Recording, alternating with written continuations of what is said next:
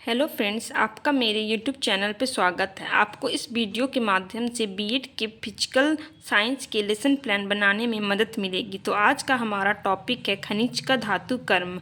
तो आइए इस टॉपिक को हम डिटेल से जानते हैं। तो फ्रेंड्स, सबसे पहले हम यहाँ पर अपना नाम लिखेंगे, छात्र अध्यापक का नाम। उसके बाद हम विद्यालय का नाम लिखेंगे, जिस भी विद्यालय में हम पढ़ाने जा रहे हैं उस विद्यालय का नाम। उसके बाद हम विषय लिखेंगे कि वो कौन सा विषय है। ये विज्ञान का विषय है तो यहाँ पर विज्ञान लिखा गया है। उसके बाद हम खंड लिखेंगे, कौन सा खंड है। उसके बाद हम दिनांक लिखेंगे, जिस भी दिन हम पढ़ाने जा रहे हैं। उसके बाद हम वर्ग लिखेंगे, कौन सा वर्ग है, 9th है 10th है। उसके बाद हम घंटी लिखेंगे, कौन सी घंटी है, 2nd है या 3rd है। उसके बाद हम अपने प्रकरण यानी टॉपिक का नाम लिखेंगे। हमारा टॉपिक है खनिज का धातु कर्म। उसके बाद हम अवधि लिखेंगे कि वो कौन सी कितने देर की घंटी है। तो यहाँ 50 मिनट की घंटी है तो मैंने 50 मिनट लिखा है। उसके बाद हमारा समान उद्देश्य आ जाएगा। तो हमारा उद्देश्य क्या है, छात्र धातु कर्म एवं धातुओं के गुण के बारे में जान सकेंगे। हमारा दूसरा उद्देश्य है छात्र धातु कर्म के विभिन्न क्रमों को स्पष्ट कर पाएंगे। उसके बाद हमारा तीसरा उद्देश्य है छात्रों में धातु कर्म के पद एवं विधि तथा गुणों का प्रयोग करेंगे। उसके बाद विशिष्ट उद्देश्य तो हमारा क्या है, ज्ञान पर आधारित क्या है, छात्र खनिज अयस्कों का सांद्रण प्लवन विधि में रुचि लेंगे, धातुओं के गुण कठोरता सुचालकता को विकसित कर सकेंगे। बोध पर आधारित छात्र विज्ञान के प्रति रुचि उत्पन्न करेंगे, छात्र धातुओं के गुणों का जीवन में प्रयोग कर सकेंगे। फिर है प्रयोग पर आधारित, बच्चे वैज्ञानिक दृष्टिकोण को सीखने में सक्षम होंगे, बच्चे धातुओं के गुण का चर्चा कर पाएंगे। अब आते हैं शिक्षण विधियाँ। तो क्या है, प्रश्नोत्तर है, प्रदर्शन है एवं व्याख्यान विधि है। शिक्षण सहायक सामग्री में क्या है, व्याख्यान है, धातुओं का चार्ट है, श्यामपट्ट है, चौक और डस्टर है।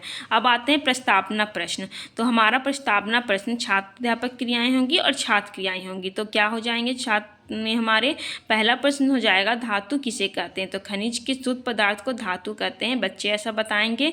दूसरा अयस्क किसे कहते हैं, अस्पष्ट उत्तर बच्चे नहीं बता पाएंगे, ये उनके लिए थोड़ा समस्यात्मक प्रश्न हो जाएगा। फिर हम पूछेंगे अपना तीसरा प्रश्न सोना चांदी आदि क्या है। तो बच्चे बताएंगे धातुएं हैं। तो चौथा प्रश्न हम करेंगे धातु को शुद्ध कैसे करते हैं। तो कोई उचित उत्तर नहीं है, उनके लिए समस्यात्मक प्रश्न हो जाएगा। उसके बाद हम अपने प्रकरण की घोषणा करेंगे। बच्चों, आज हम धातु कर्म एवं धातुओं के गुण का अध्ययन करेंगे। चलिए अब आगे बढ़ते हैं। धातु कर्म की परिभाषा एवं अर्थ। विकासात्मक प्रश्न क्या हो जाएगा, धातु किस अवस्था में पाई जाती है। तो छात्र क्रियाएं बताएंगे, छात्र क्या बताएंगे, धातु अशुद्ध रूप में पाई जाती है। हमारा दूसरा प्रश्न हो जाएगा भारत में कौन कौन सी खनिज पाई जाती है। तो भारत में सोना चांदी तांबा जिंक आदि पाई जाती है। हमारा तीसरा प्रश्न रहेगा धातु कर्म किसे कहते हैं। तो छात्र मौन हो जाएंगे, ये उनके लिए समस्यात्मक प्रश्न हो जाएगी। उसके बाद हम ये श्यामपट्ट कार्य में हमें भी खुश नहीं करेंगे, ये हमारा प्रश्नोत्तर विधि रहेगा, यानी हम बच्चों से प्रश्न पूछेंगे और बच्चे जिस प्रश्न का आंसर जानते हैं वो देंगे। इसके बाद हम आगे चलते हैं, हमारा कथन क्या हो जाएगा, छात्र अध्यापक कथन। तो अयस्क से अशुद्धियों को दूर करके धातु को निकालने तथा शुद्ध करने की विधि को धातु कर्म कहते हैं, ये बच्चों को बताएंगे। धातु कर्म से शुद्ध धातु की प्राप्ति होती है। धातु कर्म में शुद्ध धातु की सांद्रक निष्पादन जारण प्रगलन आदि पद होते हैं, ये हो जाएगा हमारा।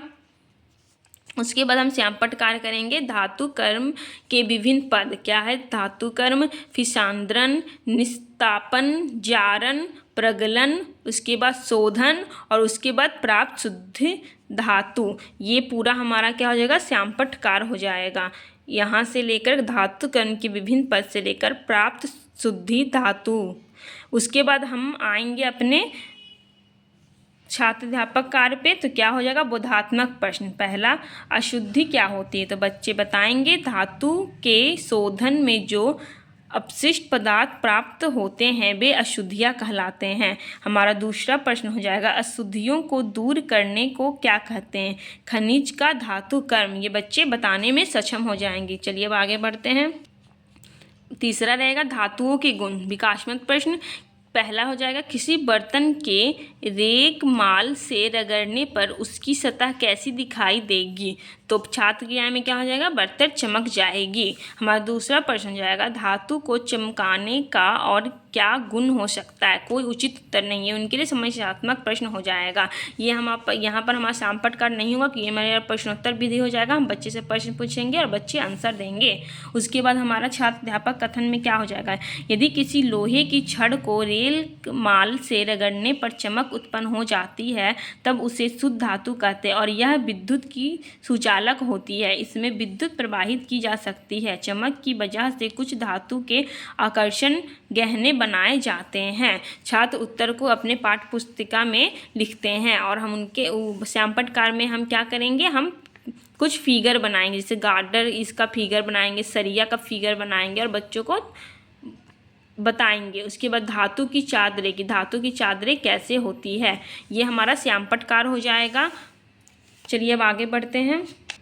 पुनरावृत्ति, तो क्या हो जाएगा, पुनरावृत्ति में अयस्क से अशुद्धियों को दूर करके धातु को निकालने तथा शुद्ध करने की विधि को हम धातु कर्म कहते हैं। यह हमारा पुनरावृत्ति हो जाएगा। उसके बाद हम गृह कार्य के लिए कुछ क्वेश्चन देंगे बच्चों को। तो ज्ञान पर आधारित प्रश्न रहेगा, धातु कर्म किसे कहते हैं।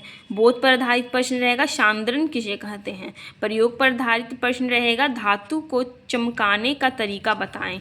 ये हो जाएगा हमारा प्रश्न बच्चों के लिए। तो ये हमारा खनिज के धातु क्रम का लेसन प्लान है। तो आपको ये लेसन प्लान कैसा लगा आप कमेंट सेक्शन में ज़रूर बताइएगा और मेरे वीडियो को ज़्यादा ज़्यादा लाइक करिए और शेयर करिए अपने दोस्तों के, ताकि उन्हें भी हेल्प मिल सके लेसन प्लान बनाने में। और मेरे चैनल को सब्सक्राइब ज़रूर करिएगा। Thank you so much.